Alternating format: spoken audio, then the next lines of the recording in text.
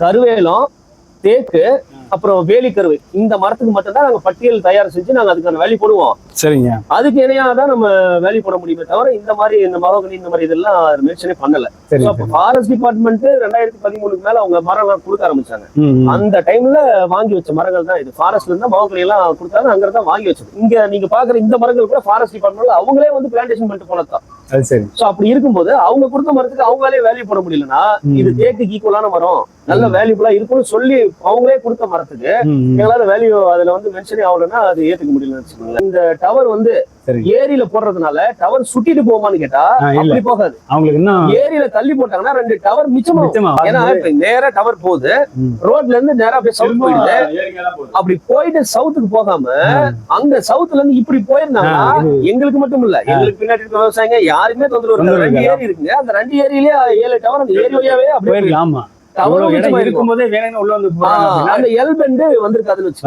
யாருக்கும் எந்த ப்ராஜெக்டும் எதிரி கிடையாது. கவர்மெண்ட் எந்த விதத்திலும் நம்மளால தொந்தரவு வந்திருக்கோம். நம்ம ஏதாவது பண்ண முடிஞ்சா கூட பண்ணலாம். ஒரு குடிமகனா இருக்கும் அப்படின்னா அந்த ஒரு சட்டத்திட்டத்துக்கு உட்பட்டு தான் நம்ம இருக்க போறோம். நம்ம இருக்கிற தெரியாம 10ல 11 இருந்துட்டு போயிடும். ஸ்கூலுக்கு 2 வருஷமா ஊர்ல மக்கள் வந்து இடம் ஒண்ணு பாத்துட்டு இருக்காங்க, கிடைக்கல அப்படின்னு கேள்விப்பட்டோம். அவங்க வரும்போதே கேட்கலான்னு அவங்க வரும்போதே எங்களுக்கு நியூஸ் கிடைச்சிருச்சு. நாங்களா அவங்க வந்த உடனே நீங்க எதுக்கு வந்திருக்கீங்கன்னு தெரியும், ஸ்கூலுக்கு இடம் தாராளமா எடுத்துக்கலாம் அப்படின்னு சொல்லிட்டோம். அப்ப கூட அவங்க என்ன சொன்னாங்கன்னா 40 சென்ட் கொடுத்துருக்காங்க. அவங்க 25 சென்ட் தான் கேட்டாங்க. அப்புறம் அந்த ஸ்கூல் அதிகாரிகள் வரும்போது அவங்க கிட்ட கேட்கும் போது இதுல வந்து பிரைமரி தான் வரும், ஹையர் செகண்டரி வரணும்னா 35 சென்ட் இடம் இருக்கணும்னு சொன்னாங்க. 35 சென்ட் அவங்க சொன்ன உடனே நம்ம ஃபர்ஸ்ட் 25 சென்ட்ல இருந்தோம். 35 சென்ட் உடனே சரி நம்ம இன்னும் 5 சென்ட் போட்டு 40 கொடுத்துருவோம் அப்படின்னு சொல்லி 40 சென்ட் பிக்ஸ் பண்ணிட்டோம். ஊர் மக்களே என்ன சொன்னாங்கன்னா, இங்க முன்னாடி எங்க கொடுக்குறீங்க, வேல்யூ ரொம்ப அதிகமா இருக்கும், நம்ம காட்டுல கடைசியா கொடுத்துருங்க, அது ஒரு 600 மீட்டர் நடந்து போகணும். சரி ரோட்டு வரமா 2 பக்கமும் ரோடு வச்சு கார்னரா கொடுத்தோம்னா அவங்களுக்கு எல்லா வகையிலும் வசதியா இருக்கும். அதனால ரோட்டு மேலேயே தான் கொடுத்தோம். சோ நம்ம வந்து ரியல் எஸ்டேட் பண்ணல, நம்ம அந்த வேல்யூ பாக்குறதுக்கு என்ன இருக்கோ இருக்கிறப்பதான் நம்ம கொடுக்க போறோம்னு கொடுத்துட்டோம். அதுக்கு ஏதாவது வேலைக்கு போட்டு ஏதாவது இல்ல நாங்க வந்து தானமா தான். ஆமா நம்ம அதெல்லாம் எதுவும் பண்ணல. ஆமா அதனால இப்ப இது வந்து நம்மளா கொடுக்கறதுக்கும் அவங்களா வந்து எடுக்கிறதுக்கும் நிறைய வித்தியாசம் இருக்கு. பிளான்டேஷனை அவங்க அந்த காலை ஊன்றதுக்கு அல்லது அந்த மார்க் பண்ணும் போதே தோப்புலதான் வந்து மார்க் பண்றாங்க. ஏதோ ஒரு வகையில ஒரு லோக்கல் விஓஓ இல்ல யாருக்கிட்டையாவது இதை பத்தி ஏதாவது கேட்டிருந்தாங்கன்னா, பக்கத்துலயே இந்த மாதிரி ஏரி இருக்கு, ஒரு 50 மீட்டர்ல ஏரி இருக்கு, யாருக்குமே எந்த இடைஞ்சலும் இல்ல, அவங்க சொல்லிட்டு மார்க் பண்ணும் போதெல்லாம் கூட சொல்லிட்டு வரலைங்க. திடீர்னு காட்டுல வேலை செஞ்சுட்டு இருக்கோம், ஆளுங்க கும்பல எல்லாம் என்னது எல்லாம் ஆளுங்க காட்டுல வராங்களேன்னு அவங்க கிட்ட போய் கேட்கும் போது தான் டவர் வந்து மார்க் பண்ண வந்திருக்கோம் அப்படின்னு சொன்னாங்க. அப்புறம் அந்த சம்பவம் எல்லாம் நடந்துச்சு. இன்னும் கேட்டா டவர் போடும்போது இந்த லோக்கல் வியூ ஏதாவது ஒரு வேலை அவங்க கேட்டிருந்தா கூட இப்படி இருக்குன்னு ஏதாவது ஒண்ணு பண்ணிருக்கலாம். நம்மளுக்கு வேற வழியே இல்ல, இதுதான் ஒரு பாத்து அப்படின்னா கூட மனசு கொஞ்சம் ஏத்துங்க. எல்லா வாய்ப்பும் இருந்தும் இப்படி பொய் சொல்லி நான் வரேங்க, நான் பாத்துக்கலாம், ஒண்ணும் பிரச்சனை இல்லைங்க அப்படின்னு சொல்லிட்டு போவாங்க. திருப்பி வந்து பார்த்தா அடுத்த வேலை நடந்திருக்கும். சொல்லிட்டு போவாங்க, வந்து பார்த்தா அடுத்த வேலை மறுபடியும் நடந்திருக்கும். அப்படி சொன்னது உங்களுக்கு முக்கியமான அதிகாரிகள் யாரு? சிற்றரசுங்க. சிற்றரசு ஒருத்தர், அவர் தான் வந்து இந்த இதுல இருந்து டிபார்ட்மெண்ட்ல இருந்து வந்துட்டு இருந்தாங்க. அவர் ஈபில ஏடின்னு சொல்றாங்க, டான் டிரான்ஸ்கோல ஏடி விழுப்புரம் டிவிஷன் அப்படின்னு சொன்னாரு. இப்பயுமே இழப்பீடு ஒரு பெரிய விஷயம் இல்ல, கம்பத்தை மாத்தி போட்டா நம்ம மறுபடியும் இந்த இடத்துல மறுபடியும் மரத்தை வச்சுக்கிட்டு பண்ணிட்டு போறோம். ஏன்னா எல்லா தலையும் மரம் வளர்க்க முடியாது. நாங்க பேசும்போது கூட இவ்வளவு மரம் இருக்கு, ஃபியூச்சர் வேல்யூ வச்சுதானே வச்சிருக்கோம், இது எப்படா நம்ம வெட்ட போறோம் யோசிக்கும் போது கூட அப்படி ஒரு வேலை தேவைன்னா கூட 1 விட்டு 1 மட்டும் எடுத்துக்கலாம். கிரீன் கவர் வந்து திடீர்னு ஒரே டைம்ல நம்ம இது பண்ணக்கூடாது அப்படின்னு சொல்லிதான் நம்ம பேசும்போதே கூட அப்படிதான் பேசிக்கிட்டு இருக்கோம். அப்படி இருக்கிற ஒரு சுச்சுவேஷன்ல நம்ம மரத்துக்கு எவ்வளவு முக்கியத்துவம் கொடுத்து, நான் இன்னும் விவசாயத்துக்கு 21 அப்பா இறந்ததுக்கு அப்புறம் தான் முழுமையாவே வந்தேன். எனக்கு அப்போ ஒண்ணுமே தெரியாதுதான், கத்துக்கிட்டு தான் கொஞ்சம் கொஞ்சமா பண்ணிட்டு வந்தோம். ஆனா அதுக்கு முன்னாடியே பாத்தீங்கன்னா 2013 மேலே நான் அப்படியே மரம் வந்து ஃபர்ஸ்ட் அதை பிளான்டேஷன் பண்ணலாம் அப்படின்னு சொல்லிட்டு காட்டுல இருக்கிற மரத்தை எல்லாத்தையுமே அப்பதான் பிளான்டேஷன் ஃபர்ஸ்ட் பண்ண ஆரம்பிச்சோம். மரமே இருக்காது பிரச்சனை காட்டுல, தென்னை மரம் மட்டும்தான் ஒரு 30 மரம் பெரிய மரம் இருந்துச்சுங்க. மீதி எல்லாத்தையுமே இப்ப நான் வந்து 2013 இருந்து பிளான்டேஷன் பண்ண மரங்கள் தான் இதெல்லாம். சோ அப்படி இருக்கும்போது ஒரே நாள்ல இப்படி ஆவது நம்மளால ஏத்துக்க முடியலன்னு வச்சுக்கோங்க. ஒரே நாள் தான் வெட்டினாங்க, ஒரே நாள் அவ்வளவுதான். கரெக்டா ஒரு 1 மணி நேரம் 2 மிஷின் வந்து எத்தனை காவல்துறை எத்தனை பேர் இருந்திருப்பாங்க? ஒரு 60க்கு மேல அதிகாரிகள் தாங்க. அதிகாரிகள் காலையில திடீர்னு சாப்பிட்டு வெளியே வர பார்த்தா எல்லாம் போலீஸ் எல்லாம் வந்து இறங்குற மாதிரி இருந்துச்சு. அப்பதான் என்னன்னு போய் கேட்கும்போது இந்த மாதிரி மரத்தை வெட்ட விட மாட்டேங்கிறீங்களா, அதுக்காக பாதுகாப்பு அப்படின்ட்டு.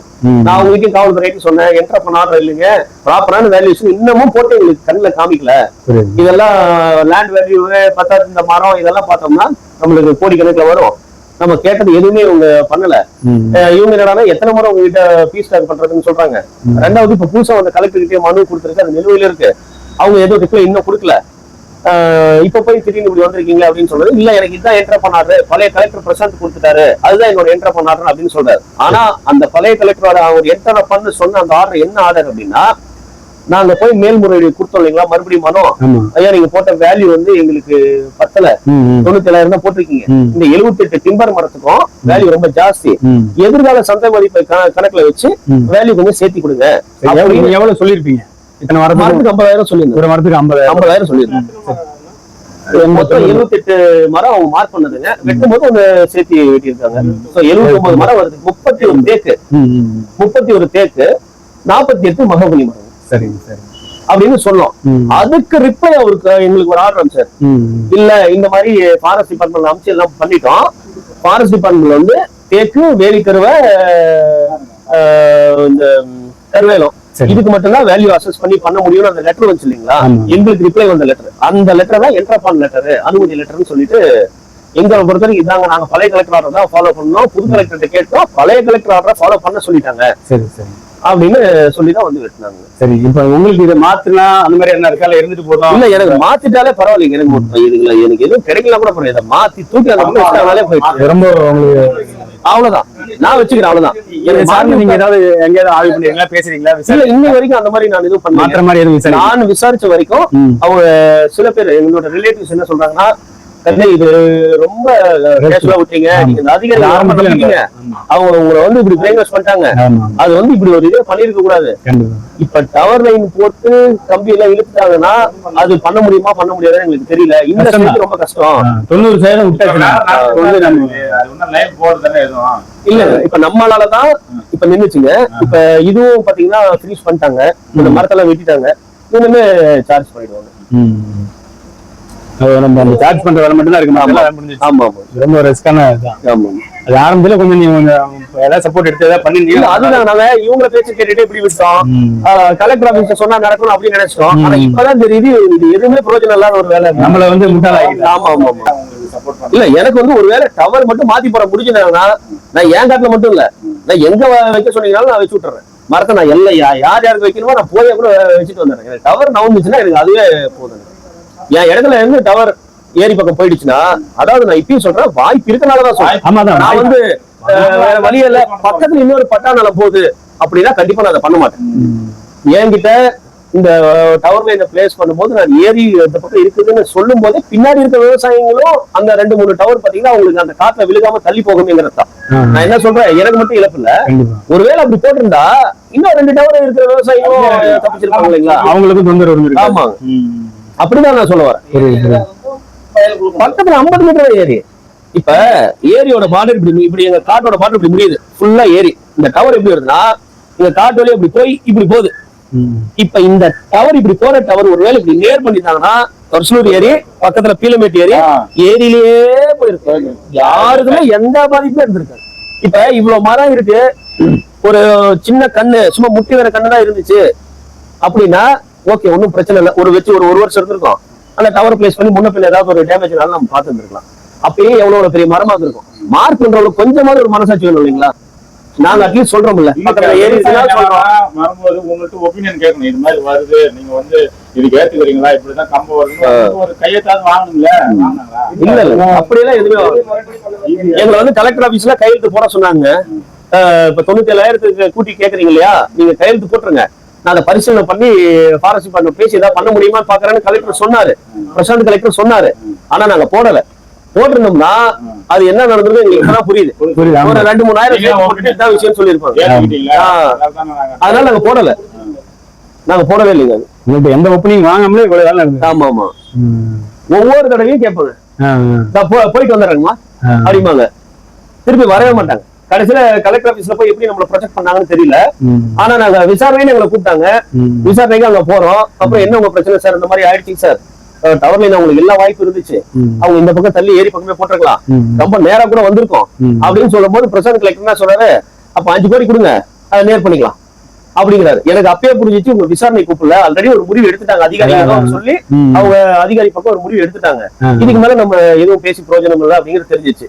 கடைசியா என்ன சொல்றாரு, கலெக்டரே அப்படி சொல்ற, கையெழுத்து போட்டு எழுதி கொடுத்துட்டு போங்க, மேல இன்னும் கொஞ்சம் இழப்பீடு சேர்த்து கொடுக்குற மாதிரி அப்படின்னு சொல்லி அப்படி சொல்றாரு. எங்களுக்கு இப்பயும் சொல்றேன், இந்த இழப்பீடு தான் எங்களுக்கு முக்கியம். பணம் முக்கியம்னா இப்போ டபுள் சைடு நாங்க ரோட் ஃபேசிங் வச்சு ஸ்கூலுக்கு கொடுத்த இடம் மட்டுமே 4 கோடிக்கு மேல போகும். ஆனா நமக்கு அது முக்கியம் இல்ல, எங்களோட தேவைக்கு நாங்க அந்த மாதிரி ஏதாவது பண்ணிட்டு போயிடுவோம். இன்னொருத்தவங்க போயிட்டு எனக்கு இதை பண்ண கேட்கணும்னு அவசியம் இல்லை. ஆனா இவங்க என்ன சொன்னாங்கன்னா, இதுக்கு மேல டவரை மாத்தவே முடியாதுங்க அப்படின்னு கடைசியில கொண்டு வந்து எல்லா இடத்துலயும் பினிஷ் பண்ணிட்டு, எங்க இடத்துல மட்டும் பினிஷ் பண்ணாம உங்களாலதான் நிக்குது இப்படி கார்னர் பண்ணிட்டு தான் டவர் எதுவுமே மாத்தவே முடியாதுங்க, அதெல்லாம் எதுவுமே பண்ண முடியாதுன்னு கடைசி கட்டத்துல வந்து சொல்லிட்டு, அந்த நேரத்துல ஏதாவது அதிகாரிகளோ அரசியல்வாதிகளோ இல்ல 2024 இருந்தே சொல்லிட்டு தாங்க இருக்கு. 2024 ஒரு போராட்டம் பண்ணிட்டு தான் விவசாய சங்கம் மூலியமா போய் பார்த்துட்டு தான் திருப்பி வந்து கலெக்டர், நாங்க அப்புறம் கலெக்டர் ஆபீஸ்ல பார்க்க ஆரம்பிச்சோம். ஏன்னா அவங்க கூப்பிடவே இல்லை. 24 போன திருப்பி 26 தான் கூப்பிட்டாங்க. ஆனா இப்பயுமே எனக்கு டவர் இந்த இடத்த விட்டு நவுந்துருச்சுன்னா நான் என்னால என்ன இந்த சமுதாயத்துக்கு கொண்டு எனக்கு கட்டுக்கிட்ட பண்ணிட்டே இருக்கு. ஆனா இந்த அதிகாரிகள் வந்து உண்மையாவே சொல்லலாம் மட்டும் நல்லா தெரியும். உண்மையா இல்ல சொன்னது ஒண்ணு. நான் விசாரிச்ச எல்லா ஃபார்மட்டும் என்ன சொல்லியிருக்காங்க, உங்களுக்கு மட்டும் தான் சேர்த்து போட்டுருக்கு, யார்ட்டையும் சொல்லாதீங்க, உங்களுக்கு தான் சேர்த்து போட்டுருக்கு, யார்ட்டையும் சொல்லக்கூடாது அப்படின்னு அந்த விவசாயிகள் வந்து அந்த பிரிச்சு இந்த இந்தியாவில வந்து டிவைட் அண்ட் ரூல் பாலிசி வச்சிருக்காங்க, தனித்தனியா பிரிச்சு வச்சு ஆட்சி பண்ணாங்க, அந்த மாதிரி சொல்லியிருக்காங்க போல இருக்கு. இப்ப இந்த நியூஸ் ஆனதுக்கு அப்புறம் எல்லாரும் அவங்களா வந்து எங்கிட்ட அப்ரோச் பண்ணி இதை சொல்லிட்டு இருக்காங்க.